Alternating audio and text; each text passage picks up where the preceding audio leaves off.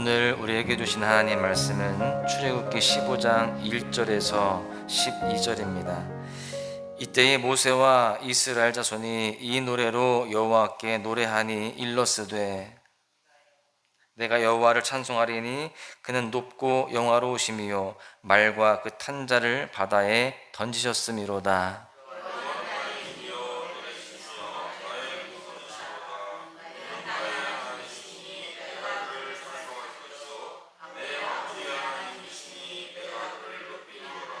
여호와는 용사시니 여호와는 그의 이름이시로다.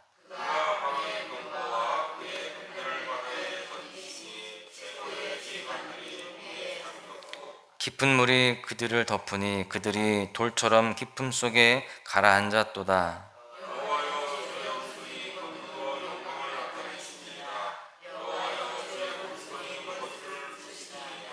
주께서 주의 큰 위엄으로 주를 거스르는 자를 엎으시니이다. 주께서 진노를 발하시니 그 진노가 그들을 지푸라기 같이 사르니이다.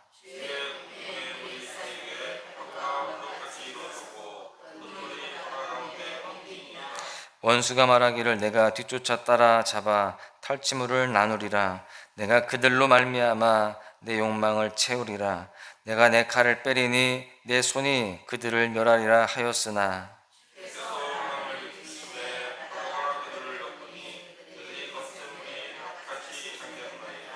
여호와여 신중에 주와 같은 자가 누구니이까? 주와 같이 거룩함으로 영광스러우며 찬송할 만한 위엄이 있으며 기이한 일을 행하는 자가 누구니이까? 주께서 오른손을 드신즉 땅이 그들을 삼켰나이다. 아멘. 하나님은 살아계시고요 또 역사하시는 분이십니다. 그 하나님은 우리와 인격적인 만남을 갖기를 원하시는 분이십니다. 우리가 분명히 알아야 할 것은 하나님과의 그 만남은 구체적이고 실제적으로 가능한 일이다라는 사실입니다. 어떤 관념적인 것이거나 또는 사색적인 영역 또 어떤 명상의 범주가 아니라는 겁니다. 우리가 잘못 오해하는 것은 하나님과의 만남이라고 한다면 그런 사색적인 것, 명상적인 것을 떠올릴 수가 있습니다. 그러나 하나님과의 만남은 우리가 친구를 만나고 가족을 만나고 이웃을 만나는 것처럼 그렇게 실제적이고 인격적이다라는 사실입니다. 그래서 우리는 이렇게 기도하는 시간을 통해서 그 하나님과 더 깊은 교제를 나누고 또 그 하나님과의 만남을 통하여서 우리는 주님을 더욱더 깊이 알아갈 수 있는 것이죠. 그런데 많은 성도들이 이러한 실제적인 만남을 갖지 못한 채 무덤덤한 신앙생활을 하고 있다라는 사실입니다. 이렇게 화석화되어 버린 신앙생활에는요 전환점이 분명히 필요합니다. 왜냐하면 전환점을 갖지 않고 그렇게 화석화되어 버린 그런 믿음 생활을 계속 이어가다 보면 하나님과의 관계가 더 멀어지게 되어지고 끊어질 수밖에 없기 때문에 그렇습니다. 생명력을 상실한, 다시 말해서 하나님과의 관계성이 결여된 그런 종교적인 삶의 패턴을 우리는 멈춰야 된다는 거예요. 거기에는 어떤 생명력도 없고 어떤 능력도 나타나지 않습니다. 그래서 우리는 다시금 주님과의 만남을 더욱더 새롭게 하고 더 깊은 만남 속에 풍성하고 생기 넘치는 그런 믿음의 삶을 살아가야 되는 것입니다. 오늘 본문의 고백은 모세와 이스라엘 백성들이 출애굽의 과정 가운데 하나님을 전인격적으로 체험하고 하나님이 어떤 분인지를 분명히 알고 그렇게 교제한 이후에 하나님께 찬양의 고백을 드리는 내용입니다. 본문의 고백이 우리의 입술을 통해서도 고백되어지기를 소망하는 마음으로 함께 본문을 묵상하고자 하는데요, 오늘 말씀을 통해서 깨달을 수 있는 교훈은 첫 번째로 하나님을 체험한 진정한 신앙 고백이 있어야 된다라는 사실입니다. 여러분, 기독교는 고백의 종교다라고 이야기를 하기도 합니다. 이 고백이라는 것은 내가 지금까지 살아왔던 내 일상 또는 나의 어떤 능력, 나의 공로를 고백하는 것이 아니라 삶 속에서 하나님을 만난 체험을 고백하는 것을 이야기합니다. 우리는 그래서 함께 성도들과 교제할 때, 또 누군가에게 믿음에 대해 이야기할 때 내가 만난 하나님을 간증하기도 하죠. 여러분, 그것이 우리에게 풍성할수록 우리의 믿음 생활은 더 단단해지고요, 또 그 하나님에 대해서 더 큰 은혜를 경험할 수 있는 그러한 모습들이 되기도 하는 것입니다. 모세와 이스라엘 백성들은 순탄한 출애굽 여정을 꿈꾸었을 것입니다. 고전 땅을 떠나서 지중해 연안을 따라 뻗어 있는 그 왕의 대로를 따라서 곧장 가게 되어지면 여러분, 한 달 안에 넉넉히 가나안 땅에 도착할 수 있습니다. 그래서 그렇게 얼른 가나안 땅으로 들어가서 이제 편안한 삶을 살게 될 것을 기대했을 것이에요. 하나님께서 함께 하시니까 이 순탄한 여정은 따놓은 당상이다라고 그렇게 생각을 했던 것입니다. 그런데 그 꿈은 홍해 앞에서 한순간에 물거품이 됩니다. 앞에는 홍해라고 하는 대자연이 가로막고 있고 뒤에서는요, 살기등등한 애국 군대가 쫓아오고 있습니다. 이처럼 위태로운 일촉즉발의 상황 속에서 하나님의 놀라운 권능이 나타나게 되었어요. 앞뒤로 다 막혀있는, 사방에 다 가로막혀있는 그러한 암담한 상황 속에서 하나님이 일하시더라라는 것이죠. 여러분, 홍해의 이 기적은 이스라엘 성들에게는 구원을 주었고요, 또 애국 군대에게는 좌절을 안겨다 주었습니다. 모세와 이스라엘 백성들은 이러한 하나님의 권능을 체험한 이후에 이렇게 고백하는 거예요. 여호와는 나의 힘이요 노래시며 나의 구원이시로다. 그는 나의 하나님이시니 내가 그를 찬송할 것이요 내 아버지의 하나님이시니 내가 그를 높이리로다. 여러분, 이처럼 하나님을 체험한 사람은 그 체험을 신앙으로 고백할 수밖에 없는 것입니다. 다른 사람에 의해서 억지로 하는 그러한 고백이 아니라 자발적으로 그 고백을 하게 됩니다. 그 권능이 너무나도 놀랍고 그 권능을 베푸시는 하나님의 섭리와 은혜가 너무나도 감격스럽기 때문에 그렇습니다. 멕시코 선교사로 헌신하고 있는 에스더 권 선교사라는 분이 계십니다. 이분이 쓴 책에 이런 내용을 담고 있어요. 형식적으로 신앙생활을 하던 자신의 어머니가 하나님을 인격적으로 체험하고 변화된 모습에 대해서 이렇게 기록을 합니다. 하나님의 강력한 위로의 음성과 맞닥뜨린 어머니는 그 순간부터 확연하게 달라졌습니다. 힘든 상황이 생길 때마다 어머니는 이렇게 말씀하시곤 했습니다. 세상에 나 같은 박복한 사람은 아마 없을 거다. 남편 복 없는 사람은 자식 복도 없다던데 내가 생태 같은 자식 둘을 잃고 남 부끄러워 어떻게 사냐. 내가 죽지 못해 산다. 그러던 어머니 입에서 감사가 흘러나왔습니다. 진짜로 하나님은 살아계시더라. 왜 내가 진작 교회를 다니지 않았나 몰라. 세상에 나처럼 행복한 사람은 아마 없을 거다. 여러분, 지금 하나님의 은혜를 경험한 이후에 이 어머니의 고백이 달라졌다는 거예요. 그동안 한탄하고 원망만 하던 어머니가 하나님을 인격적으로 만나니까요, 감사를 고백하게 되었습니다. 스스로를 박복한 사람, 또 지질이 복도 없는 사람, 이렇게 고백하는 것이 아니라 세상에서 가장 행복한 사람이라고 그렇게 고백하게 되었습니다. 여러분, 그렇습니다. 하나님의 권능을 경험하면, 하나님의 은혜를 체험하게 되어지면 이렇게 그 체험을 신앙으로 고백하게 되는 것입니다. 우리도 지금까지 우리에게 허락하신 하나님의 권능의 손길, 은혜 역사를 돌아보면서 감사를 고백하고 하나님의 섭리와 역사를 찬양해야 할 줄로 믿습니다. 그리고 하나님의 은혜를 더 크게 체험하고 경험하기까지 더욱 사모하고 더욱더 기도하며 살아야 할 줄로 믿습니다. 두 번째는요, 사망의 권세를 깨뜨리신 하나님을 믿고 의지해야 한다라는 사실입니다. 하나님의 은혜를 체험하고 고백했다면 이제 더욱더 하나님을 의지하는 삶을 살아가야 돼요. 그럴 때 우리의 고백, 우리의 간증은 더욱더 풍성하게 될 것이기 때문에 그렇습니다. 여러분, 우리가 흔히 홍해 기적에 대해서 구속사적으로 그렇게 이야기를 많이 합니다. 단순히 이스라엘 백성들이 홍해를 건넜다 이 정도의 이야기가 아니라, 여러분, 이것은 민족을 구원하고 또 그 구원의 역사는 지금 우리에게도 적용이 된다라는 것을 그렇게 교훈하고 있는데, 그래서 바울도 고린도전서를 통해서 홍해 사건을 구원과 연결지어서 이렇게 설명합니다. 고린도전서 10장 2절에 보시면 모세에게 속하여 다 구름과 바다에서 세례를 받고 라고 되어 있어요. 그렇게 홍해를 건너는 것에 대해서 세례로 해석을 합니다. 구원의 그 길로 가는, 하나님의 자녀가 되어지는, 그래서 애굽에서 떠나서 이제 구원의 반열에 오르게 되어지는 그 사건을 바로 홍해 사건으로 그렇게 해석을 하는 것이죠. 여러분, 구원은 하나님께서 예수 그리스도의 구속사역을 통해서 사망 권세를 깨뜨리신 전무후무한 사건입니다.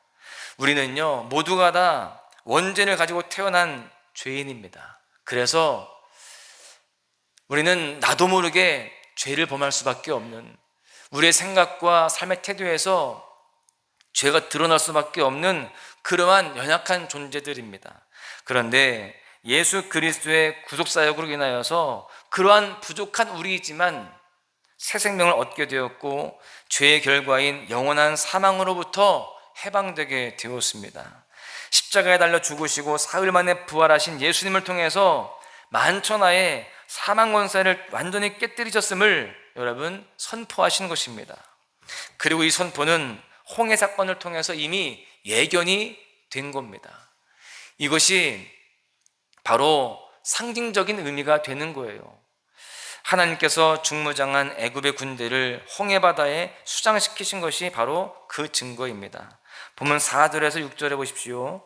그가 바로의 병거와 그의 군대를 바다에 던지시니 최고의 지휘관들이 홍해에 잠겼고 깊은 물이 그들을 덮으니 그들이 돌처럼 깊은 속에 가라앉았도다. 여호와여, 주의 오른손이 권능으로 영광을 나타내시니이다. 여호와여, 주의 오른손이 원수를 부수시니이다. 당시에 오합지졸과도 같았던 이스라엘 백성들은 스스로의 힘으로 애굽 군대와 대항해서 항전을 펼칠 수가 없었습니다. 그들의 손에는요, 무기조차 없었어요. 더 나아가서 지난 400년 동안 애굽이라고 하는 절대 강국 앞에서 두려워하면서 그들이 시키는 일만 감당했던 그러한 모습의 삶을 살았습니다. 완전한 통제, 완전한 지배를 당하면서 철저하게 그렇게 고통을 당했어요. 그렇게 나를 괴롭게 하는, 또 내가 무서워서 그렇게 두려움에 떨었던 그 존재를 어떻게 한 번에 이길 수 있겠습니까? 이길 수가 없어요. 사망 권세가 이렇게 무서운 것입니다. 나의 자유를 억압하고 영혼을 파멸로 이끌어 갑니다. 아무것도 할 수 없도록 그렇게 우리를 올가매는 거예요. 하나님께서는 이스라엘 백성들이 그들의 힘으로 또 그들의 지략으로 출애굽을 감당할 수 없음을, 또 애굽 군대를 물리칠 수 없음을 알고 계셨습니다. 그래서 하나님이 일하신 거예요. 친히 도우신 것이죠. 이스라엘 백성들은요, 실제로 칼 한 번 휘두르지 않고 그렇게 자신들을 400년간 압제했던, 그렇게 두려움과 또 고통으로 몰아세웠던 애굽 군대가 그 홍해에 수장되는 것을 목격하게 되었습니다. 전적인 하나님의 역사하심, 절대적인 하나님의 섭리와 은혜로 사망의 권세가 산산조각 나는 것을 목도한 것입니다. 마찬가지로 우리의 삶 속에서도요, 하나님께서는 이미 사망 권세를 무력화시킨 줄로 믿습니다. 우리는 그 구속사역으로 말미암아 영원한 생명과 자유, 하나님의 자녀된 신분을 얻게 되었습니다. 그 하나님을 믿는다면 삶 속에 찾아온 애국과도 같은 또 다른 공포와 어려움도 충분히 이겨낼 수 있는 겁니다. 사망의 원세를 무력화시킨 하나님께서 나를 괴롭히고 고통스럽게 하는 또 다른 문제, 또 삶의 여러 가지 고통들도 반드시 해결해 주실 것을 믿기 때문에 그렇습니다. 그러므로 삶의 문제 앞에서 나약해지기보다 더욱 간절히 하나님을 찾고 그분을 의지하며 살아가야 되는 겁니다. 애굽의 군대를 수장시킨 하나님께서 또 다른 나의 삶의 모든 문제들을 다 도말하여 주실 것을 믿고 그렇게 의지하며 나아갈 때에 반드시 하나님은 은혜를 베풀어 주시고 기적을 허락하여 주실 줄로 믿습니다. 내 삶의 모든 문제들이 다 극복되어지고 오히려 그것이 내 삶의 간증이 되어지는, 내가 기쁨으로 노래할 수 있는 그런 은혜의 모습들이 되게 될 줄로 믿습니다. 여러분, 하나님을 체험하면 생각이 달라지고 가치관이 달라집니다. 그리고 고백이 달라지고요, 삶이 달라지는 거예요. 우리는 하나님을 더욱더 깊이 체험해야 할 줄로 믿습니다. 이렇게 기도하러 새벽 제단을 쌓는 우리 소망의 가족들, 이렇게 기도한 것들이 응답되어지는 그 응답의 체험을 더욱더 풍성하게 경험하시기를 축복합니다. 말씀으로 살아가고 날마다 말씀을 묵상할 때에 그 말씀이 내 삶 가운데에 적용이 되어지고 내 삶이 변화되어지는 그러한 체험들도 많이 하시기를 바랍니다. 그럴 때에 그것이 삶의 고백이 되어지고 내 삶을 이끌어가는 힘과 능력이 되게 될 것입니다. 여러분, 성도라면 우리는 매 순간 그렇게 하나님을 체험하면서 살아가야 됩니다. 어떤 극적인, 어떤 기적적인 그런 체험뿐만이 아니고요, 예배를 통해서, 말씀을 통해서, 기도를 통해서, 순종을 통해서 다양한 형태로 하나님을 체험할 수도 있는 것입니다. 우리는 하나님을 체험하면서 날마다 변화되어지고 그 은혜 가운데에 날마다 기쁨으로 살아가야 할 줄로 믿습니다.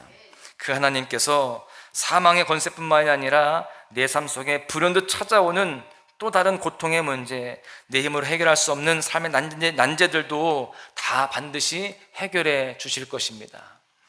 이 시간 이렇게 믿음으로 나아온 귀한 소망의 가족들 모두가 하나님을 더욱더 깊이, 더 구체적으로, 더 풍성하게 체험하시며 또 그 가운데 하나님을 의지하며 나아갈 때에 삶의 모든 그런 문제들 가운데 승리하시고 또 더 기쁜 노래로 주님 앞에 영광 돌려드리는 복된 삶이 되어주시기를 주님의 이름으로 간절히 축원합니다.